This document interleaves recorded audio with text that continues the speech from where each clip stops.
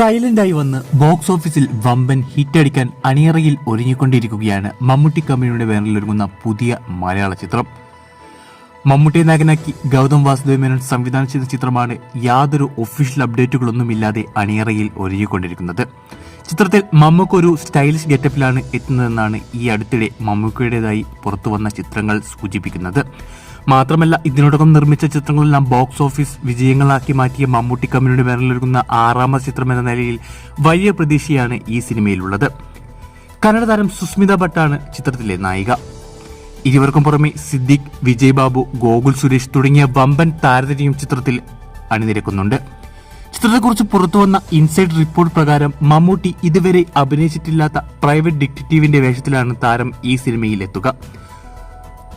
അതും colour blindness ഉള്ള വേറിട്ട കഥാപാത്രമാണ് മമ്മൂക്കയുടേത്.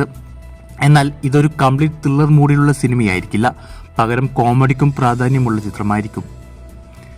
ഷെർലക് ഹോംസിന്റെ ലൈനിൽ രസകരമായ കഥാപാത്രത്തെയാണ് മമ്മൂട്ടി അവതരിപ്പിക്കുന്നത് എന്നാണ് പുറത്തുവന്ന റിപ്പോർട്ടുകൾ സൂചിപ്പിക്കുന്നത്. അതുകൊണ്ട് തന്നെ ഗൗതം വാസുദേവ് മേനോന്റെ സംവിധാനത്തോടൊപ്പം മികച്ച സ്ക്രിപ്റ്റ് കൂടി ഈ സിനിമയ്ക്ക് ഉണ്ടെങ്കിൽ ഒരു ബ്ലോക്ക് ബസ്റ്റർ തന്നെ ഈ കൂട്ടുകെട്ടിൽ പ്രതീക്ഷിക്കാം. ചിത്രീകരണം പുരോഗമിച്ചുകൊണ്ടിരിക്കുന്ന ചിത്രത്തിന്റെ കൂടുതൽ അപ്ഡേറ്റുകളും ടൈറ്റിലും വൈകാതെ ഒഫീഷ്യലായി പുറത്തുവിടും. ഈ സിനിമയിൽ നിങ്ങൾക്കുള്ള പ്രതീക്ഷകൾ കമന്റ് ചെയ്യൂ.